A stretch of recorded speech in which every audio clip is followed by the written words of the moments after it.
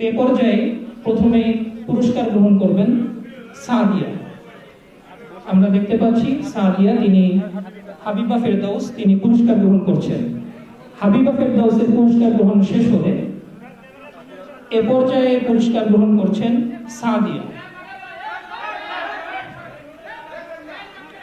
সাংবাদিক ভাইদের দৃষ্টি আকর্ষণ করছে, আমরা একটু সময় দিব, দরকার হয় ছবি তোলার জন্য, আপনারা একটু সবাইকে সুযোগ দিন।